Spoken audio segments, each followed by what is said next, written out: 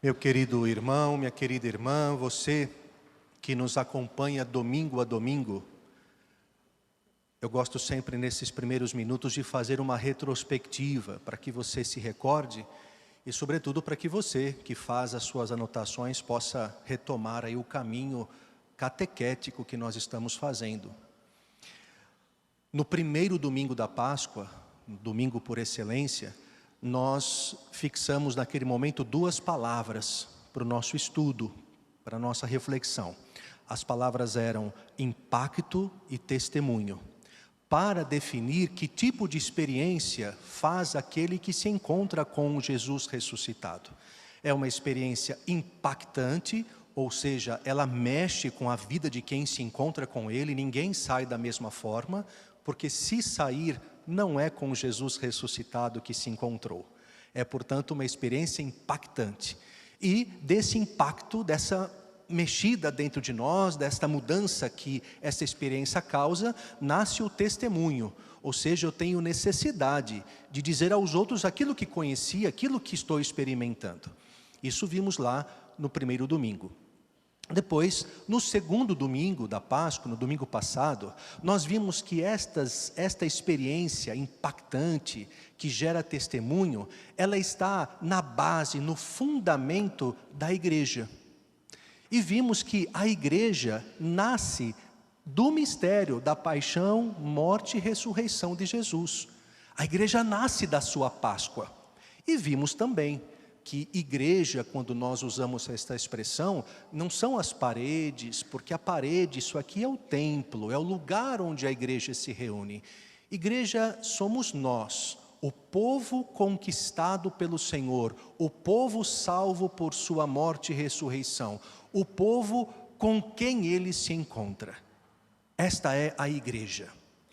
Foi isso que, sinteticamente, resumidamente, vimos nesses últimos 2 domingos. A partir desse terceiro, nós vamos visitar os textos bíblicos para compreender cada vez mais profundo, de modo mais profundo, cada vez melhor, este mistério do qual nós fazemos parte pelo batismo recebido, a igreja. E os textos destes domingos, eles vão com muita propriedade nos convidar a refletir sobre quem somos nós. São verdadeiros mergulhos profundos, bonitos, dentro desta realidade da qual nós fazemos parte. Vamos aos textos de hoje e, por uma questão de tempo, eu vou me deter apenas no Evangelho. Mas vale a pena, a partir do que nós dissermos aqui, que durante a semana você visite a primeira leitura, o salmo que nós cantamos, a segunda leitura e releia esses textos à luz do que nós estamos tratando. Você vai perceber que todos esses textos estão, repito, te convidando, me convidando a mergulhar no mistério da igreja do qual nós fazemos parte. Mas, para ser breve, para não nos estender demais, vamos ao Evangelho. Pegue a sua Bíblia comigo, nós estamos no Evangelho de Lucas, no capítulo 24, quase no final do Evangelho. Aqui eu gostaria de destacar 2 trechos que são fundamentais para a leitura de todo o que nós acabamos de, para o entendimento de tudo que nós acabamos de ouvir. Mas antes de irmos ao texto, é necessário que a gente faça algumas considerações anteriores a ele, como a gente faz na escola.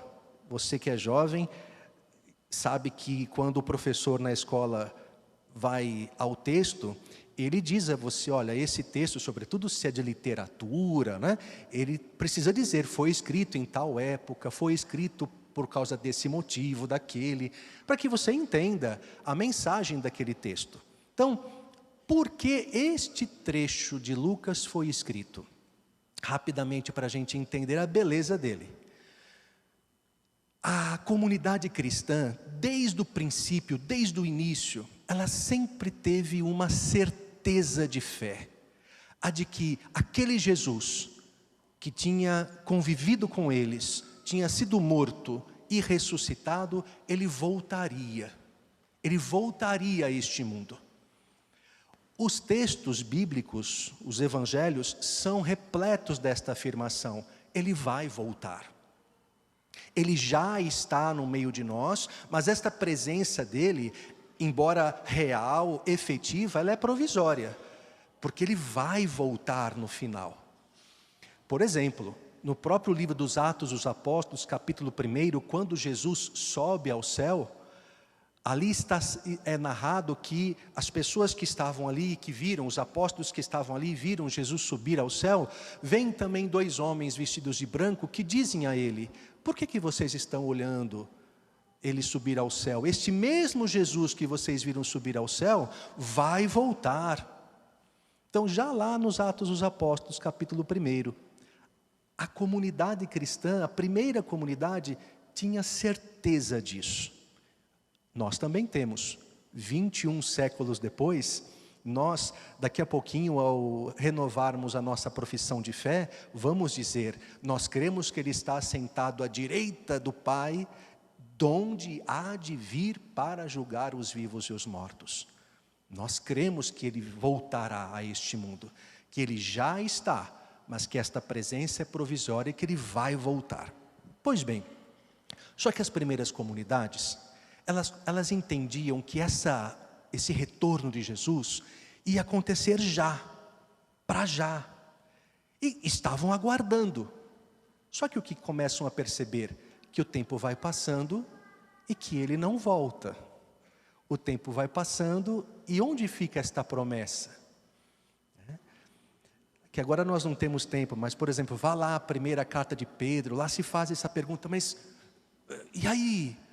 Vai ou não vai voltar? Nós acreditamos que Ele voltará. Quando que isso vai acontecer? Os apóstolos começam a morrer e as comunidades a se perguntar: quando Ele vai voltar? Pois bem, esta comunidade de Lucas faz a seguinte pergunta: enquanto Ele não volta, enquanto Ele não retorna, como é que nós encontramos o ressuscitado entre nós? Porque Ele subiu aos céus, está presente por meio do seu Espírito Santo, mas nós queremos saber e entender como e onde nós encontramos Jesus ressuscitado, enquanto Ele não volta em definitivo. E aí esse trecho é escrito. Então, os estudiosos do Evangelho de Lucas, ao analisarem todo o Evangelho, eles inclusive vão dizer que esse trecho, ele foi escrito ainda depois, foi um dos últimos trechos do Evangelho a ser escrito. E possivelmente, dizem alguns, que nem pelas mesmas pessoas que escreveram o restante. É um texto bem tardio. De fato, ele denota que a comunidade já viveu um bom tempo, já amadureceu, está mais na frente das outras quando ela faz esta pergunta: enquanto Ele não volta, como nós podemos encontrá-lo ressuscitado entre nós? Pois bem, é assim que nasce esse trecho do 24º capítulo de Lucas. E agora sim nós vamos a ele. Existe uma introdução aqui. Veja aí, no versículo 13, grife aí na sua Bíblia ou assinale no seu aplicativo. A primeira indicação nós chamamos de chamada. É aquele: oi, atenção, olha para cá, presta atenção. É uma chamada. Versículo 13 nos diz assim: naquele mesmo dia, o primeiro da semana. Opa, se você é um ouvinte atento, você já lembrou do domingo passado, que a gente falou desse primeiro dia da semana. O ouvinte, o leitor desse texto, já está com a atenção desperta. Por quê? Porque qual era o dia guardado pelos judeus? O sábado, o 7º dia. O judeu guardava o 7º. Mas aqui existe uma chamada de atenção, como existia nos textos do domingo passado. No primeiro dia da semana. Qual é o primeiro dia da semana? O domingo, é o primeiro dia da semana. É o dia do Senhor para o cristão. É o dia da ressurreição, é o dia em que o ressuscitado, nós víamos domingo passado, aparece aos discípulos. É sempre no primeiro dia da semana. Portanto, o leitor e o ouvinte, quando vê isso daqui, ele sabe, ele tem certeza que o que vai acontecer aqui é a hora de Deus. É a manifestação de Deus, porque se trata do primeiro dia da semana. E agora nós vamos às duas partes fundamentais. Vá lá comigo no versículo 27, você vai grifar aí o versículo 27 e o versículo 32. Eles juntos falam da primeira parte importante desse texto. Versículo 27 diz assim: Jesus estava caminhando com eles, aí pelo caminho, 27, e começando Jesus por Moisés e passando pelos profetas, e explicava aos discípulos todas as passagens da Escritura que falavam a respeito dele. Isso é o versículo 27. No versículo 32, quando os discípulos reconhecem que é Jesus, nos é dito assim: então um disse ao outro: não estava ardendo o nosso coração quando ele nos falava pelo caminho e nos explicava as Escrituras? Aqui está uma primeira resposta àqueles que perguntavam: enquanto ele não vem, onde nós o encontramos ressuscitado? Aqui está a primeira resposta. Repito, Jesus caminhando com eles, começa por Moisés, passa pelos profetas, explica aos discípulos todas as passagens da Escritura que falavam a respeito dele. E os discípulos reconheciam: o que ele está falando, o que está saindo da sua boca, faz arder nosso coração, tem sentido, impacta a nossa vida, mexe com a gente tudo aquilo que ele está falando. Segunda parte do texto, para você compreender bem a beleza do que está sendo dito aqui. Vá comigo para o versículo 30. E grife aí ou assinale no seu aplicativo. Nós estamos no momento em que Jesus faz de conta que ia continuar o caminho. E aí eles falam: não, fica com a gente, já é tarde, é perigoso, fica conosco. E ele entra e fica com eles. E aí ele senta-se à mesa com os discípulos. E aí vem o versículo 30. Quando se sentou à mesa com eles, tomou o pão, o abençoou, partiu o pão e lhes distribuía. E aí vem o versículo 31 dizendo: e nisso os olhos dos discípulos se abriram e eles reconheceram Jesus. Então este é um segundo momento. O momento em que Jesus se senta à mesa com seus discípulos, pega o pão em suas mãos, abençoa, distribui esse pão, e aí eles falam: é o Senhor. Olha só, meu querido, você está na escola de Jesus interpretando o texto.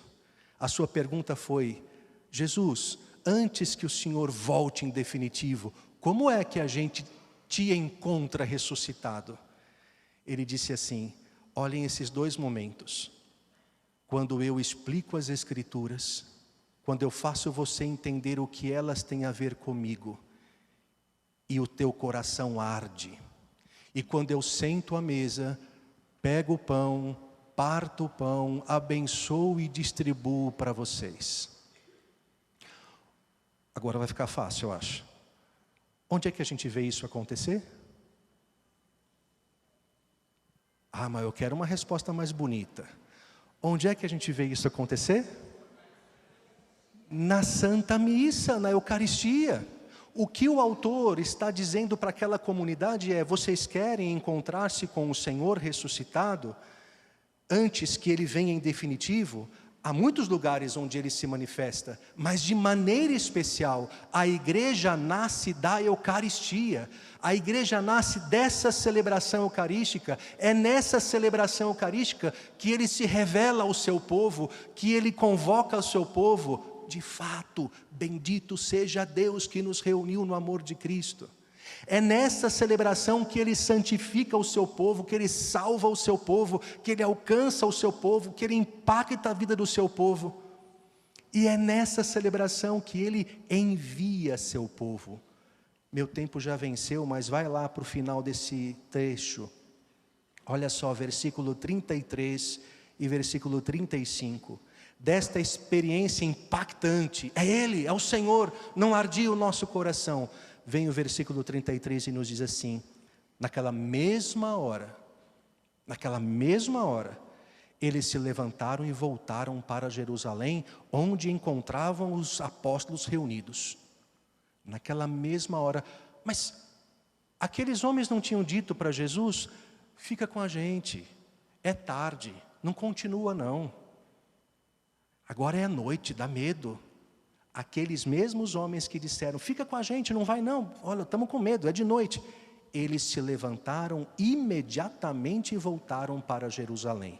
E versículo 35, então esses dois contaram, testemunharam o que tinha acontecido no caminho e como tinham reconhecido Jesus ao partir o pão.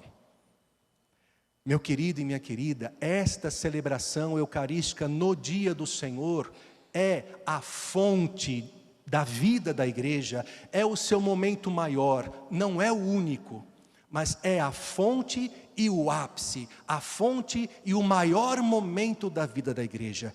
Por isso é que nós nos reunimos aqui todo o primeiro dia da semana, sem falhar, sem faltar. É aqui que nós nos sentimos igreja, convocada e salva e enviada pelo Senhor. Agora eu vou dar um minutinho para que todos nós, em silêncio, deixemos essas palavras caírem no nosso coração, que a gente avalie como anda a nossa pertença à igreja do Senhor, como anda a nossa participação na celebração eucarística, nestas duas partes fundamentais dela. Como anda a nossa resposta e o nosso testemunho que prestamos ao mundo?